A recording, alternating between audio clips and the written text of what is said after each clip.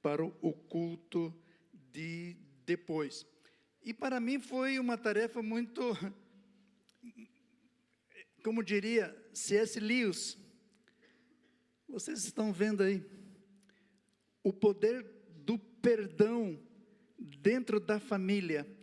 Como diria C.S. Lewis, de fato disse, falar de perdão, fácil, é fácil, difícil é praticar o perdão.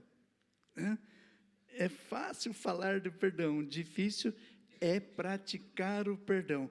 Mas, bom, é o tema que Deus tem para nós hoje. A minha oração é que realmente Deus fale conosco. E quando nós estamos pensando em perdão, falamos em perdão, é sério, porque a Bíblia nos ensina sobre isso. Eu tenho que cuidar com a minha sabedoria aqui. Uma vez um pastor estava se preparando assim para pregar, aí, em lugar de muito calor, o ventilador bateu, jogou a folha no chão, falou, opa, caiu minha sabedoria. Então, eu tenho que cuidar para que a minha sabedoria não caia aqui, tá bom? Falando de pastor de igreja, uma vez um membro chegou para o pastor e disse, pastor, eu estou mudando de igreja, vou deixar essa igreja, porque eu estou procurando a igreja perfeita, aqui não está legal.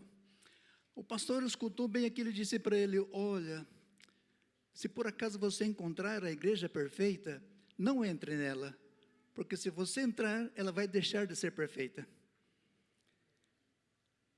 E assim, nós vamos falar de famílias. Não existe família perfeita, porque a igreja nada mais é que a junção de famílias, né? As famílias se reúnem para uma família maior, uma família grande.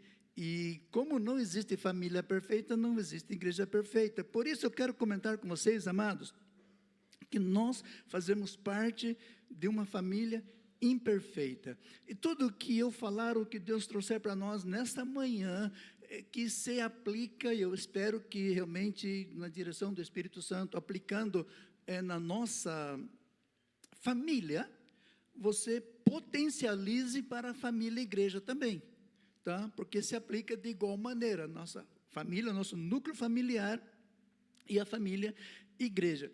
E quando falamos de perdão, a primeira pessoa que vem na sua mente, essa é, cuidado, pense bem, ore ao Senhor, porque quando se trata de perdão, pode ser que a sua mente comece a revirar aí, você comece a lembrar de fatos, de acontecimentos, de pessoas, e vem nomes, ainda que seja um nome, que você às vezes diz, não, está resolvido, está tudo bem, já está tudo certo, está tudo legal, mas aquele nome, quando falou perdão, opa, acendeu uma luzinha. Essa é, vamos ficar atentos a isso então. E um detalhe que tem a ver com perdão é que, quanto mais próximos nós somos, maior é a possibilidade de nos ferirmos. Por isso o ambiente familiar é um ambiente muito sério, muito importante, de verdade essencial, o projeto de Deus, mas é um ambiente muito delicado também, porque é o ambiente onde nós temos maior possibilidade de estarmos machucando-nos, ferindo-nos. Por isso o perdão dentro da família é muito importante. É muito importante nós considerarmos esse aspecto. Quando o apóstolo Paulo falava sobre a igreja de Colossenses, e aí eu quero que você veja comigo Colossenses 3, versículo 13, e Paulo diz assim, suportai-vos uns aos outros, perdoai-vos uns aos outros, e se alguém tiver queixa contra outrem, assim como o Senhor vos perdoou, assim também perdoai vós.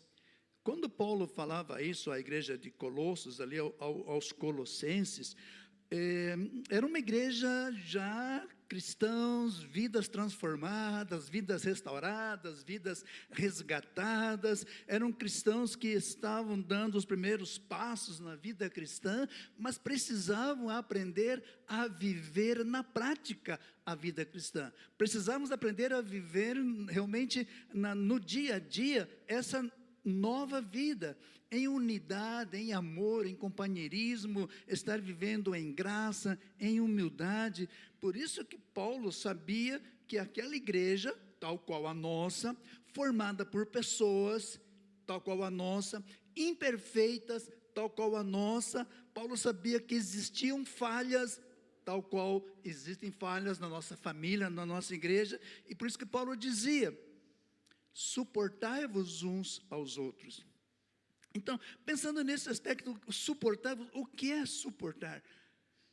De repente, acontece alguma situação, alguém te fere, alguém te machuca, alguém mexe com você, você fala: uau, que raiva, não suporto essa pessoa, não suporto, não quero nem olhar, não quero nem ver.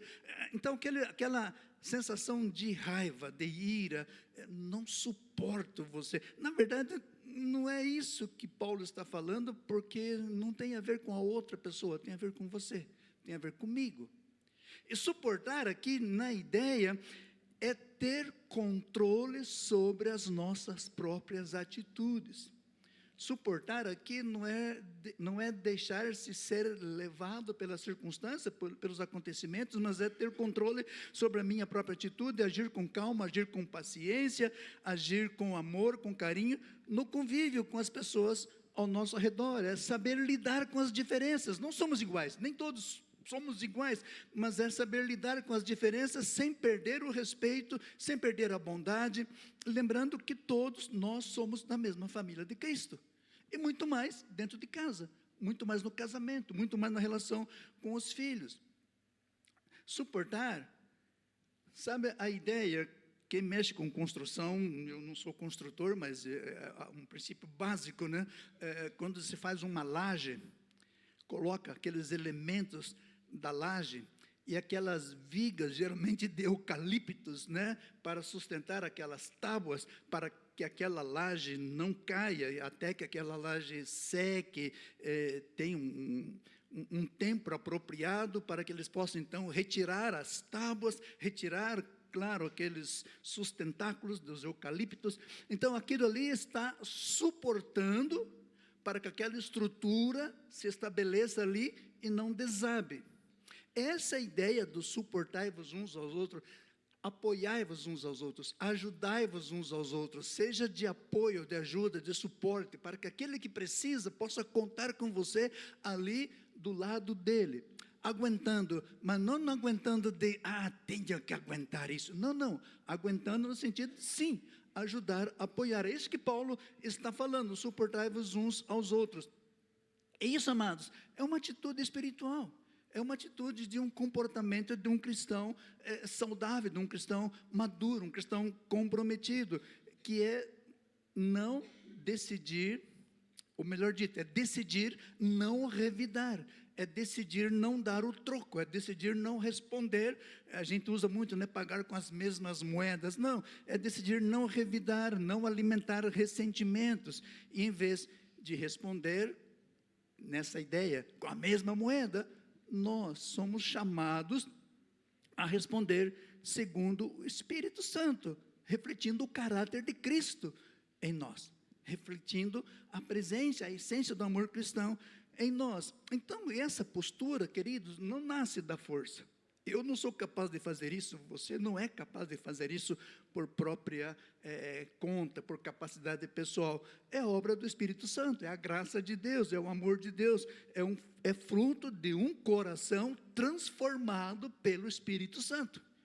Então, nós estamos em família, estamos na igreja, vidas transformadas, e isso nos leva a crer, a entender, e precisamos realmente viver dessa maneira, que o Espírito Santo de Deus transforma-nos a que sejamos misericordiosos uns com os outros. Suportar é permanecer em amor, suportar é estar ao lado, independente do que tenham dito para nós, do que tenham feito para nós. Suportar é, em amor, saber perdoar, em amor, praticar o perdão. Bem, é verdade, né? Dentro de todo esse contexto, suportar e perdoar não são opções, não são escolhas, Não é que, se eu quero, eu posso optar por isso, optar por aquilo, ou optar por nenhuma dessas duas. Não, não. Isso são mandamentos que foi dado, e muito mais para nós, que fomos perdoados por Cristo. Perdoai-vos, assim como você foi perdoado. Ou seja, é uma coisa que nós temos que praticar. E começando na família, começando dentro de casa, porque as ofensas acontecem também dentro da família. Porque a família é um lugar de guerra, a família é um ambiente de batalha, a família é um ambiente pesado. Não necessariamente, mas pelas nossas imperfeições e porque nós não somos justos. A palavra de Deus nos diz, se você vai em Eclesiastes capítulo 7, versículo 20, você vai encontrar ali, não há homem justo sobre a terra, que faça o bem e que nunca peque. Só as mulheres escaparam aqui, né? As mulheres são santas, né? Claro, não há homem ou gênero humano, né? Infelizmente, vocês mulheres estão no mesmo barco que nós, né?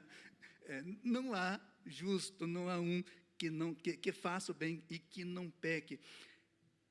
O lindo da Bíblia, o bonito da palavra de Deus, que a palavra de Deus não nos ilude, não nos engana, não passa a mão, não. A Bíblia é direta e fala, todos nós erramos.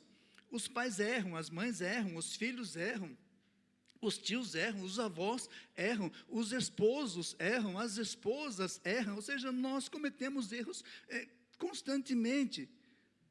Às vezes uma palavra fere, uma atitude machuca, uma ausência cria dor, às vezes uma atitude fria, de indiferença, toca, machuca, dói, cria um sentimento, e as famílias muitas vezes criam mágoas, carregam ressentimentos, esses ressentimentos silenciosos, essas feridas que nunca são tratadas, essas coisas vão se acumulando, vão se amontoando, e por mais que se trate de uma aparência, em algum momento isso vai florescer, em algum momento isso vai sair.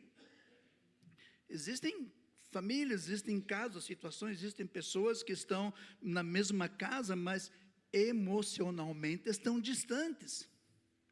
E é triste, muito triste, uma relação, uma família, pais e filhos, até mesmo esposo e esposa, como que duas pessoas sob o mesmo teto, mas distantes emocionalmente. Distantes por situações não tratadas, não resolvidas, por falta de perdão, por falta de praticar o perdão.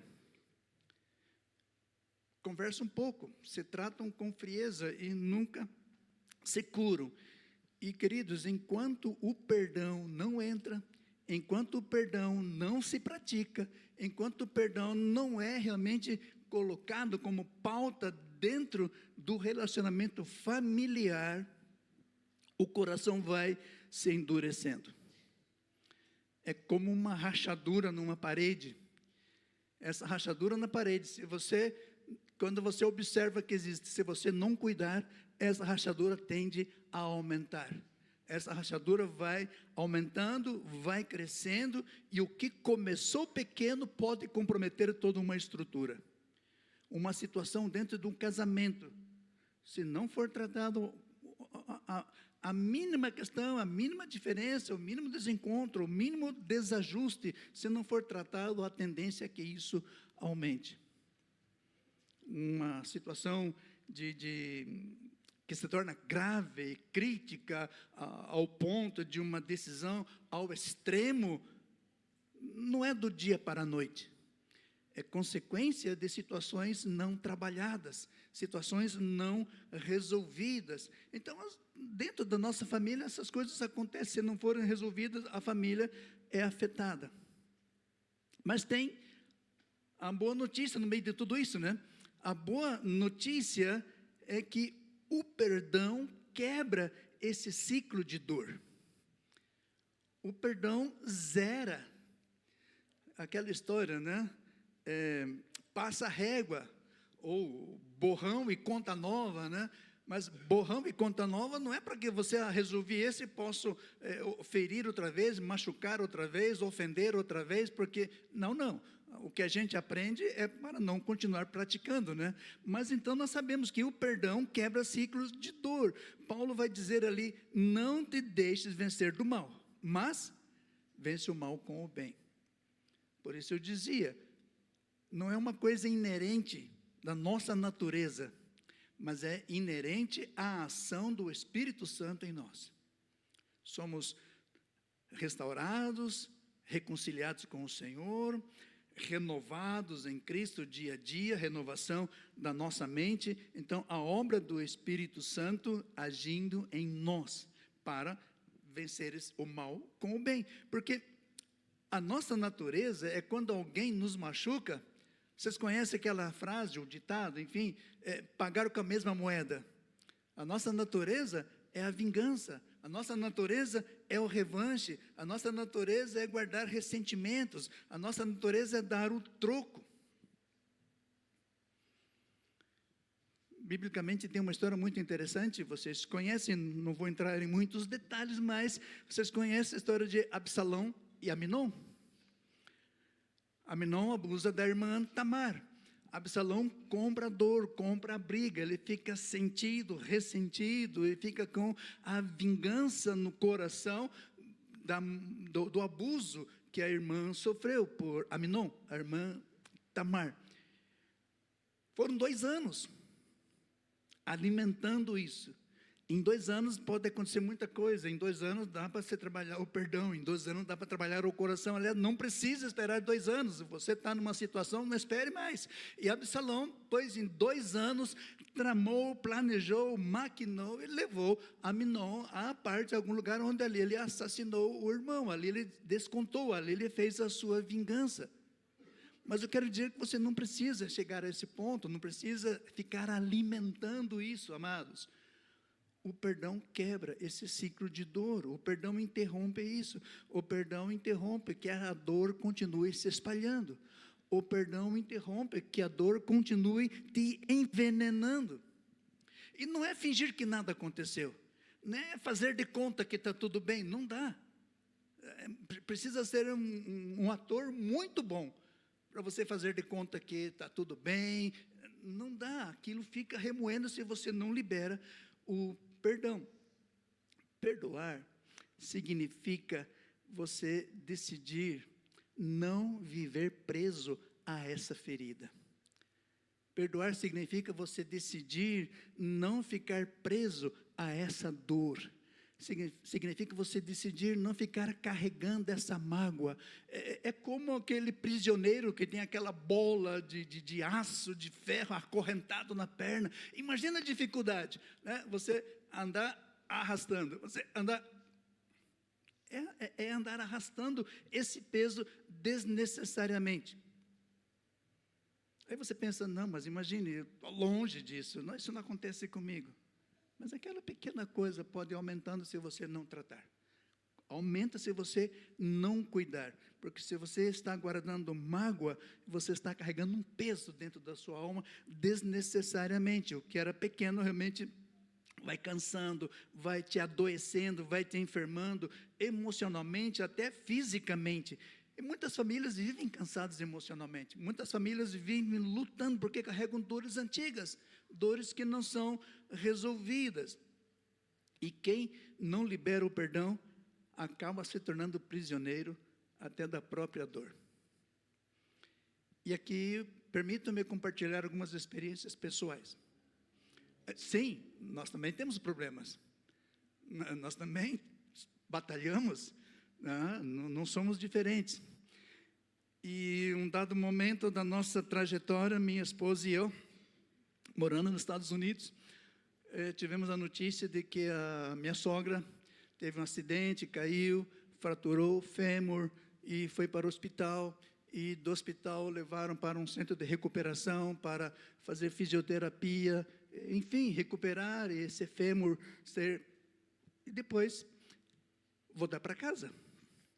Quando nós viemos visitá-la, qual surpresa, não era um centro de recuperação, fazer fisioterapia, nada disso. era um asilo. Os nossos cunhados tinham deixado a sua mãe num asilo. E aquilo foi um baque para nós. Aquilo foi um baque para mim. Aí, conversando, a minha esposa perguntou até quando ela fica aqui, imaginando, né, no processo da fisioterapia, que ela fosse totalmente recuperada, tal, voltar para casa.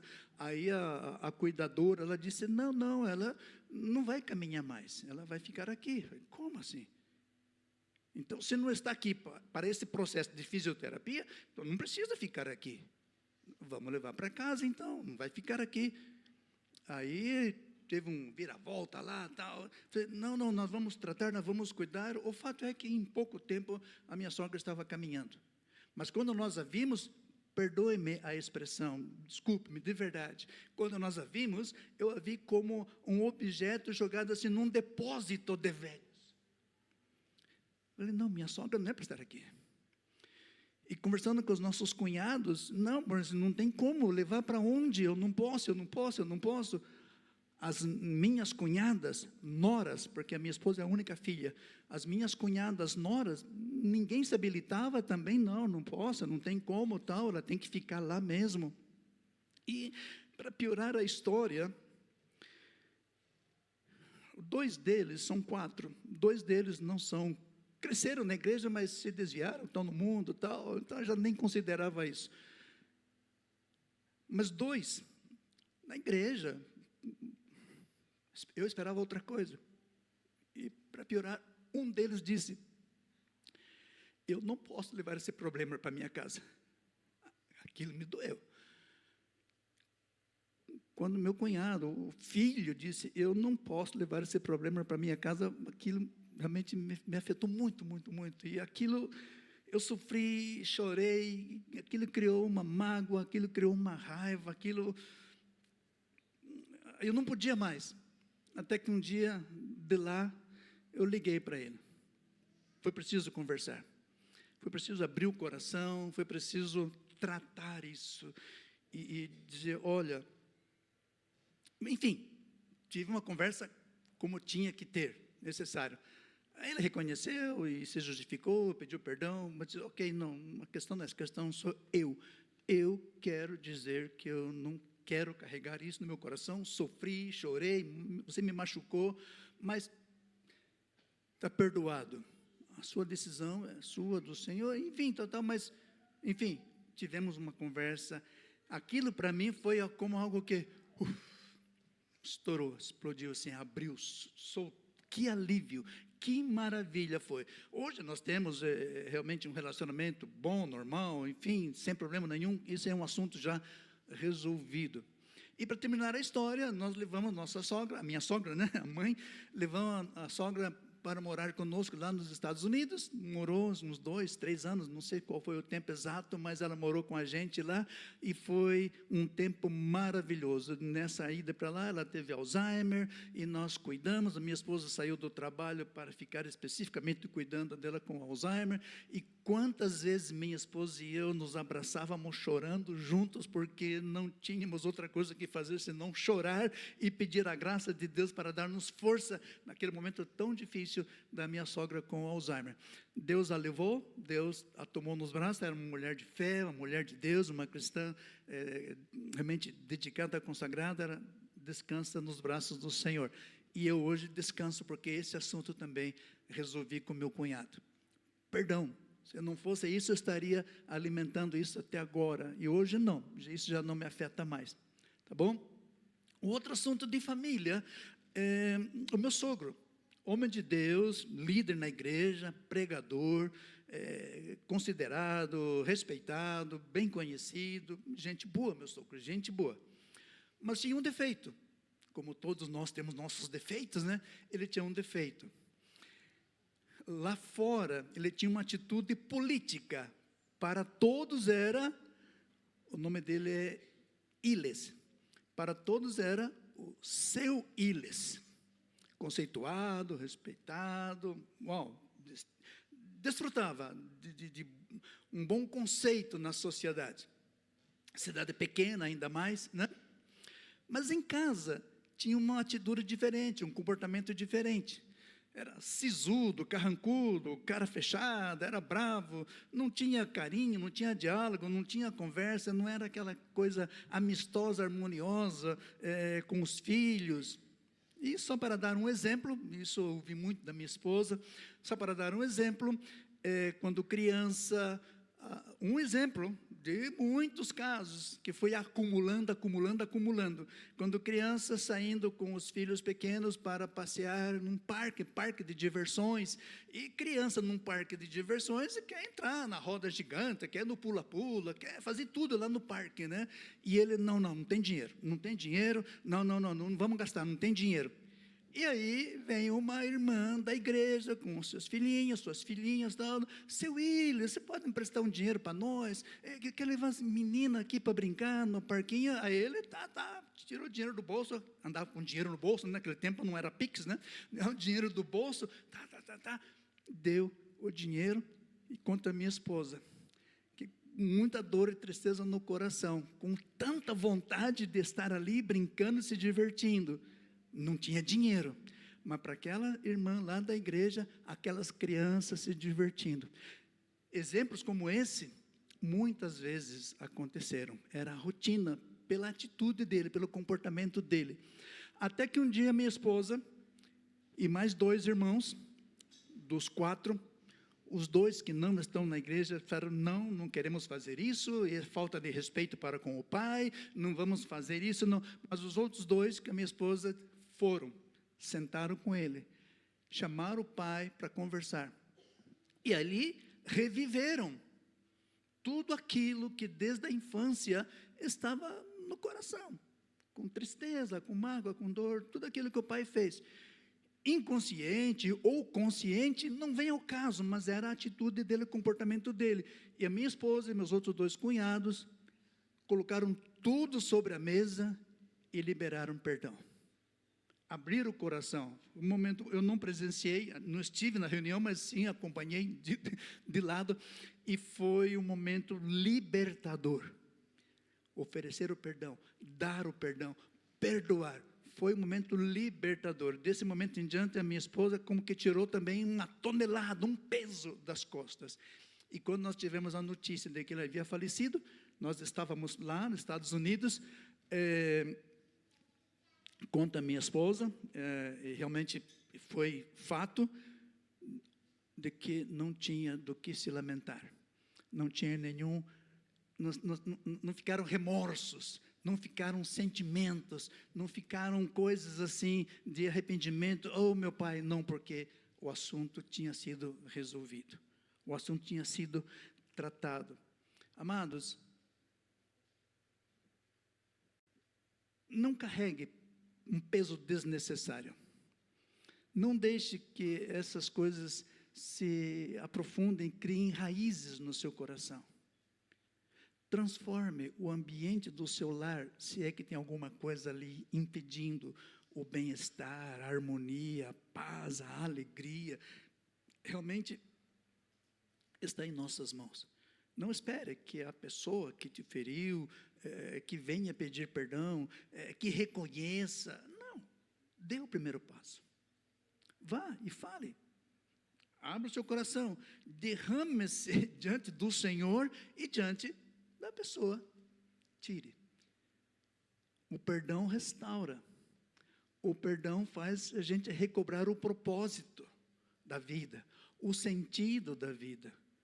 O perdão traz saúde emocional, o perdão traz saúde espiritual, o perdão traz vitalidade. Agora, volto a dizer, não é fácil, né? Como disse C.S. Lewis, que eu mencionei no início, falar de perdão é fácil, mas praticar não é fácil. É a graça de Deus, é a ação do Espírito Santo. Não espere sentir vontade, você não vai sentir vontade de perdoar, não é uma questão de vontade. Mas eu não senti ainda de ir lá conversar. Não, você não vai sentir, porque a sua carne leva para o outro lado. Decida, tome a decisão e peça, Deus, ajuda-me a realizar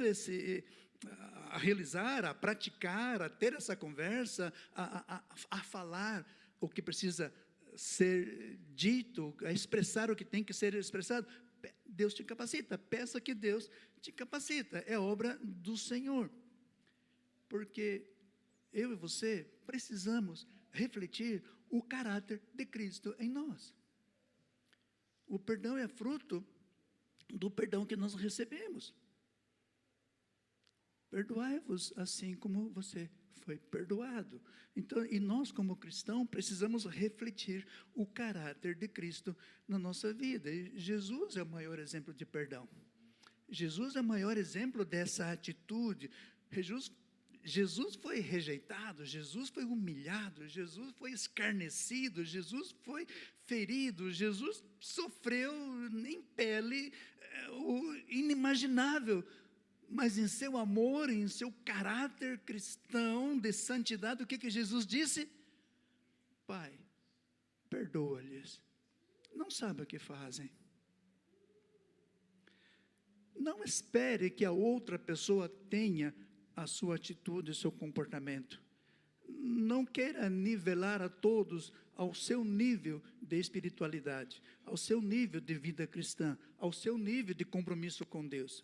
Você, no seu nível de vida cristã, de espiritualidade, de caminhar com Deus, de santidade, você dá esse passo, e tal como Jesus, Pai, perdoa-lhes, eles não sabem o que estão fazendo.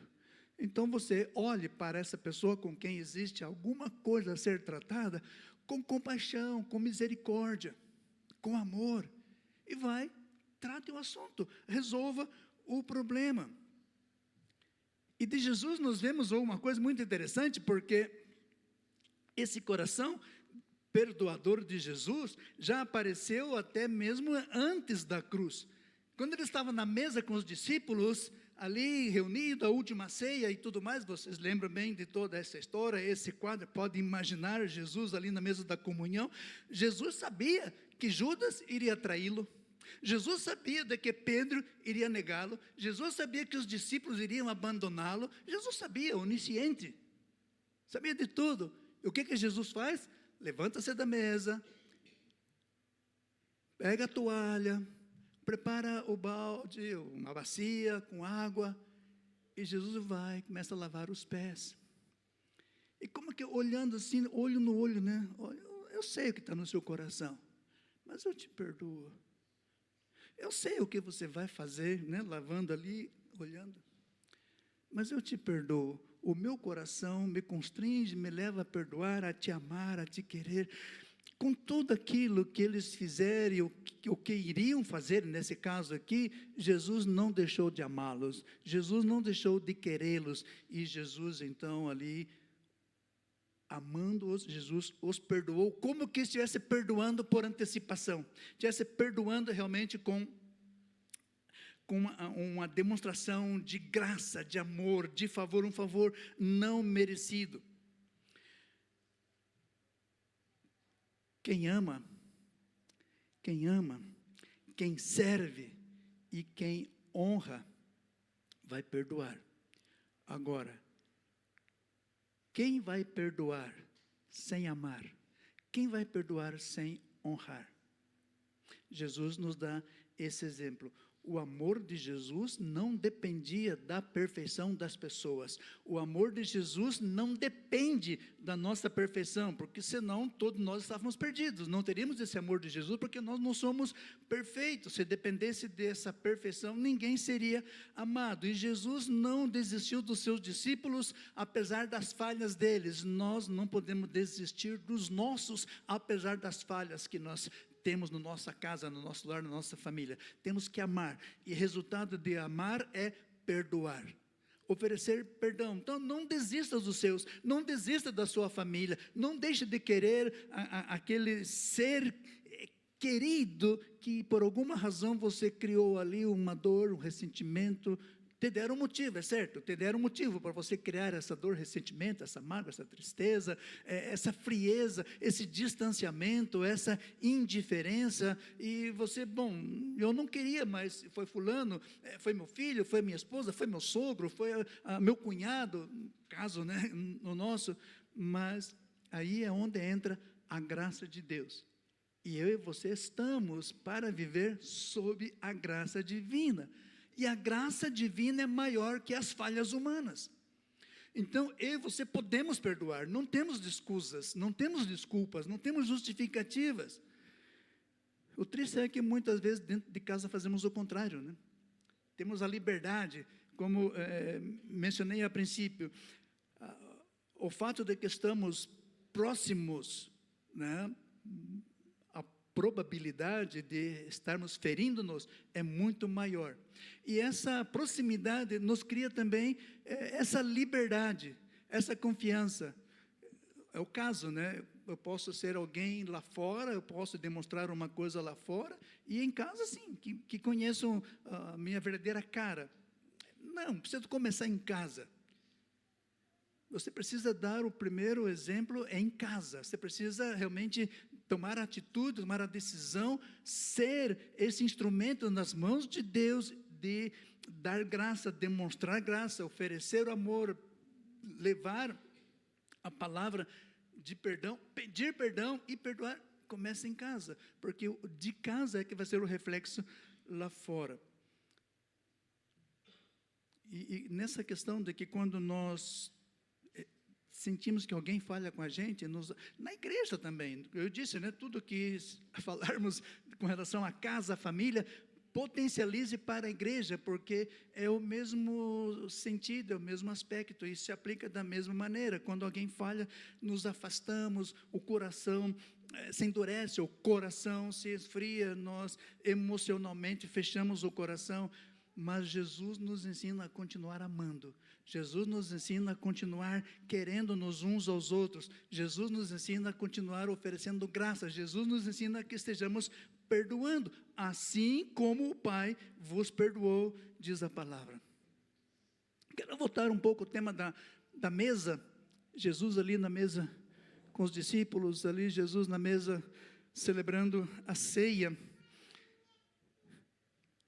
Você tem uma mesa na sua casa, você tem uma mesa onde você se reúne como família, pelo menos deve se reunir como família.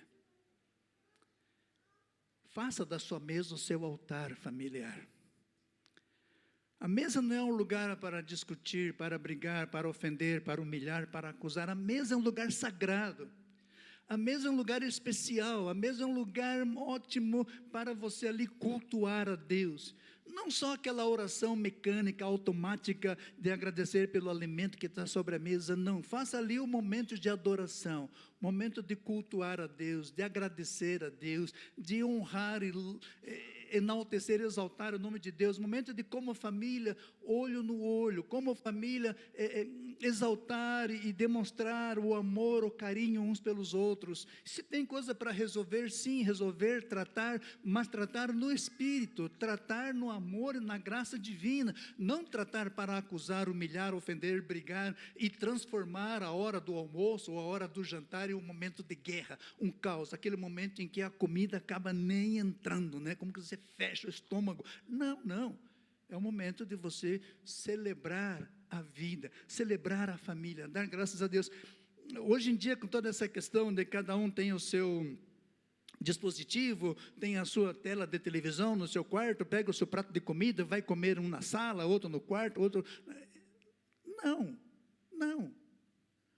Não percamos essa maravilha. A vida é tão corrida, é tão difícil, cada um sai para um lado, para o trabalho, nem todos têm o tempo de almoçar juntos, eu sei, às vezes até mesmo jantar juntos, nem sempre é possível, mas intencionalmente veja a sua agenda, veja a sua semana, veja que momento você pode ter o encontro familiar.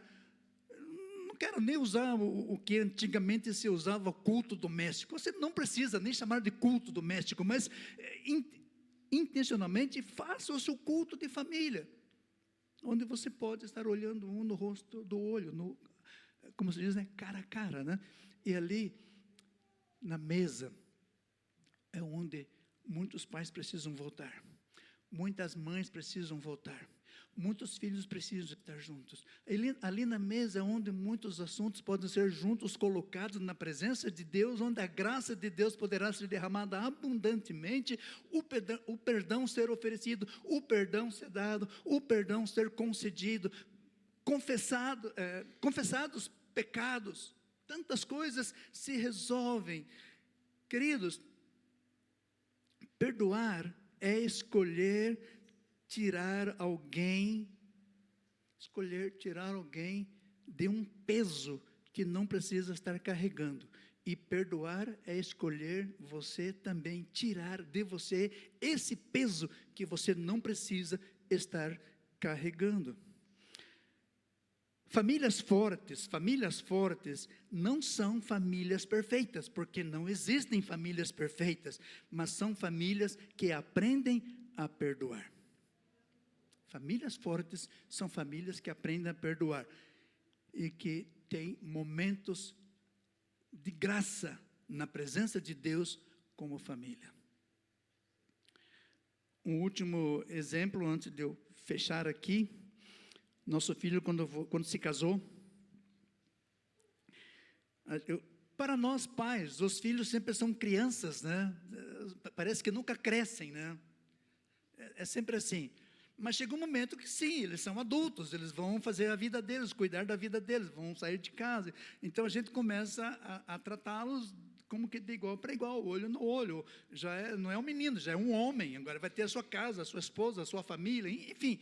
Mas a gente acaba sempre tendo aquele trato de pai e filho e tal, mas acaba em alguns momentos em outro nível. E quando nosso filho foi se casar, sair de casa para começar a sua vida, tivemos várias conversas, conselhos, aquela preparação para o casamento e tudo mais. E uma das conversas, a minha esposa disse: filho, nos perdoa por algumas coisas que nós não fizemos como deveríamos ter feito. Erramos, falhamos, cometemos erros na formação, na educação, na maneira que talvez nós cuidamos de você, tratamos de você, mas tudo que nós fizemos foi com a intenção de fazer o melhor. Mas a falta de sabedoria, de conhecimento, de capacidade, e a falta de experiência, e esse ainda era o primeiro filho, né? Então, o que nós erramos não foi por querer errar, mas nos perdoa. Eles se desandou a chorar e dizer: não, imagine, pai, mãe, não tem o que pedir perdão, o que vocês fizeram, tá? Enfim, foi um assunto também resolvido, um assunto tratado, e graças a Deus, hoje, dá um tom de graça aqui, hoje ele é pai de 5. Hoje ele é pai de 5 dos nossos 12 netos. Amados, o perdão é um remédio de Deus para curar relacionamentos. Não desperdice esse remédio. Talvez aqui existam alguns com alguma dor, alguma mágoa, algum ressentimento, pessoas cansadas, carregando algumas coisas que não foram resolvidas, que talvez não sabiam como resolver, não sabiam que passo dar. Não continue com isso. Se possível, eu não vou chamar ninguém aqui à frente, não quero constranger ninguém, basta o constrangimento do Espírito Santo de Deus. Se você tem alguma coisa, hoje mesmo, ainda que seja na hora do almoço, tome essa decisão. Fale com quem precisa falar. Perdoe quem precisa perdoar. Limpe isso do seu coração, tire isso realmente que está dentro de você, porque Deus está nos lembrando de que nenhuma ferida é grande demais para a graça de Deus. Você não precisa carregar isso, ok? O perdão não muda o passado, mas o perdão pode e muda o seu presente e vai mudar o seu futuro. Que Deus nos abençoe, que a graça de Deus nos ajude a ser perdoadores. Amém? Abaixa a sua cabeça.